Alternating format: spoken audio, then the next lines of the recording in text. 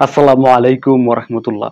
প্রিয় বন্ধুরা, আশা করি সবাই ভালো আছেন। বন্ধুরা, আজকে আপনাদের মাঝে আবারও শেয়ার করতে যাচ্ছি নতুন একটি ভিডিও। তো যারা আমাদের এই টেক্স আশরাফুল ইউটিউব চ্যানেলে নতুন আসছেন, তারা অবশ্যই আমাদের এই টেক্স আশরাফুল ইউটিউব চ্যানেলকে আপনারা সাবস্ক্রাইব করে দিবেন। বন্ধুরা, আজকে যে বিষয়টা নিয়ে কথা বলবো সেটি হলো যে আমরা কমন কিছু ইয়ার্ন ফল্ট নিয়ে কথা বলবো। তাহলে বন্ধুরা, চলুন শুরু করা যাক। নাম্বার ওয়ান যে ফল্টের কথা বলবো সেটি হলো যে থিক প্লেস। তো থিক প্লেস কি? থিক প্লেস হলো আমাদের ইয়ার্নের নর্মাল যে ক্রস সেকশন, সেই ক্রস সেকশন থেকে যখন আমাদের ইয়ার্নের বডি বা ডায়ামিটার বড় থাকবে বা মোটা থাকবে, তখন আমরা সেটিকে বলবো যে থিক প্লেস। তো দুই নম্বরে যে ফল্টটি আমরা পেয়ে থাকি সেটি হলো যে থিন প্লেস। তো আমাদের ইয়ার্নের যে নর্মাল বডি বা ক্রস সেকশন, সেই নর্মাল বডি থেকে যখন আমাদের ইয়ার্নের কোনো অংশ বা বডি পাতলা থাকবে বা চিকন থাকবে, তখন আমরা সেটিকে বলবো যে থিন প্লেস। তো তিন নম্বরে যে ফল্টটির কথা বলবো সেটি হলো যে নেপস।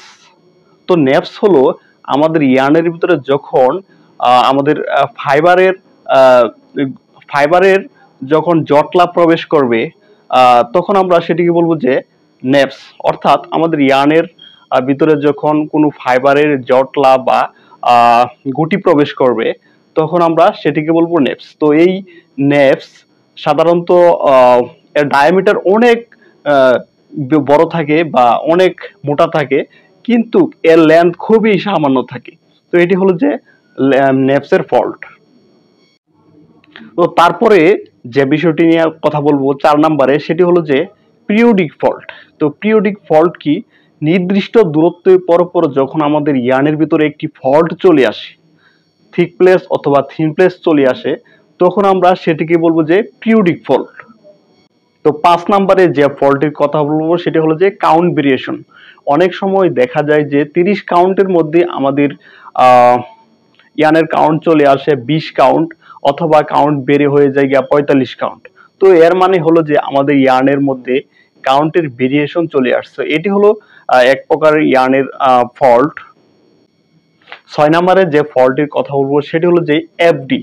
এফডি এর ফুল মিনিং হলো যে ফরেন ডাক। অর্থাৎ আমরা যে ফাইবার দিয়ে প্রোডাক্ট দিচ্ছি বা ইয়ার্ন তৈরি করছি, সেই ফাইবার ব্যতীত অন্য কোনো ফাইবার যখন আমাদের সেই ইয়ার্নের ভিতরে চলে আসবে বা ঢুকবে, তখন আমরা সেটিকে বলবো যে এফডি বা ফরেন ডাক।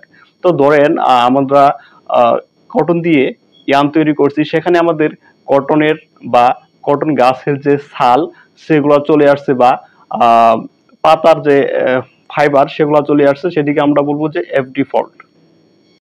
7 নম্বরে যে ফল্টটির কথা বলবো সেটি হলো যে পিপি। তো পিপি হলো যে পলিপ্রপাইলিন।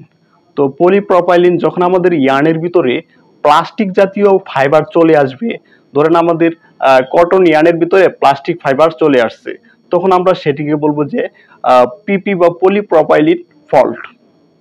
তো 8 নম্বরে যে ফল্টটির কথা বলবো সেটি হলো যে উইক ইয়ার্ন।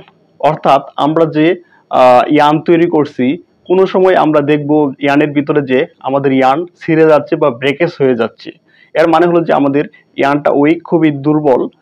তো এটি হয়ে থাকে সাধারণত আমাদের ইয়ার্নের টিপিআই যদি ঠিক না থাকে, সেক্ষেত্রে আমাদের উইক ইয়ার্ন হয়ে থাকে।